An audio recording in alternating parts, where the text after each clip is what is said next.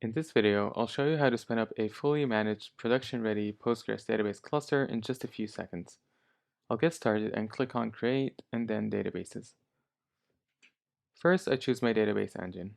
Right now, only Postgres is supported. However, both MySQL and Redis are currently being worked on and should be available pretty soon. I'll set the Postgres version to 11. Now I'll choose a size for the primary node. This node will be the main one used in the cluster, so I'll go with this one. This will get me 2 gigs of RAM, 1 virtual CPU, and 25 gigs of disk space. I also have the option to create a standby node or two. The standby node will run alongside the primary node and always keep an up-to-date copy of all the data.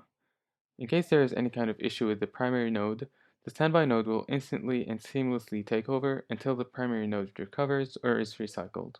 That sounds like a good idea, so I'll go with one. Next, I'll choose the data center. You can hover over the links here to see which of your droplets live where. Usually, you'll choose the same data center as the droplets where your app is running in order to get the best connection possible with the lowest latency. I'll go with Frankfurt because it's closest to me. I can name my database cluster here, but I'll stick with the default. Note that, by default, all databases come with a default database called defaultDB and a default admin user called doadmin. Okay, we're all done here, so let's click Create.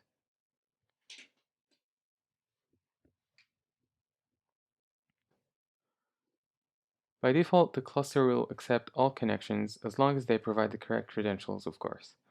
In order to reduce the likelihood of any security breaches, in case, for example, an exploit is found, I'm able to limit inbound connections to certain IP addresses. Clicking on this field will give me a few suggested sources, but I can also enter an IP address myself or any droplet names to add them to the list. I'll go with my computer address for the purposes of this video. Here I'm provided with instructions on how to connect to the cluster. In the first tab, I can see each parameter individually.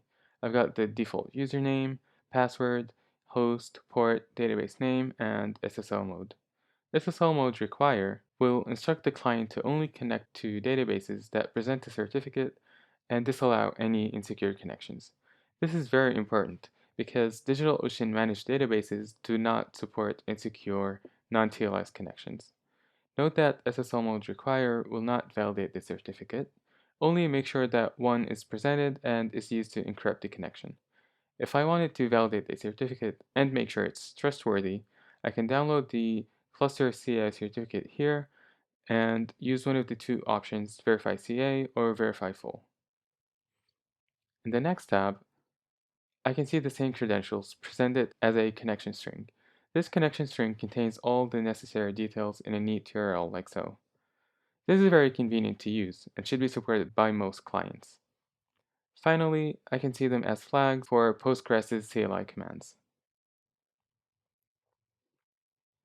Here's some info on next steps that I might be interested in, such as migrating an existing database, creating connection pools, changing the update window for automatic updates and patches, or restoring from a backup.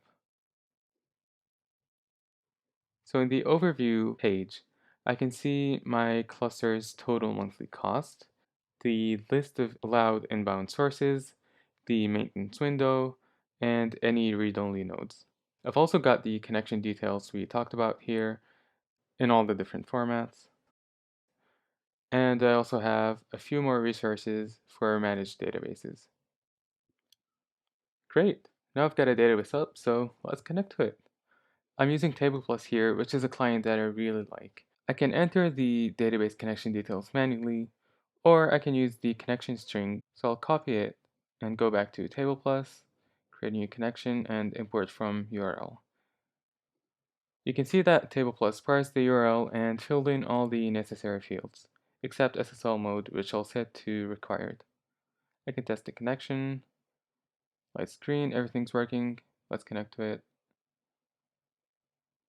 And there we go, this is our database cluster. After just a few minutes, we have a fully managed Postgres database cluster with automatic updates and patches, periodic and point-in-time backups, metrics, auto failover, and more.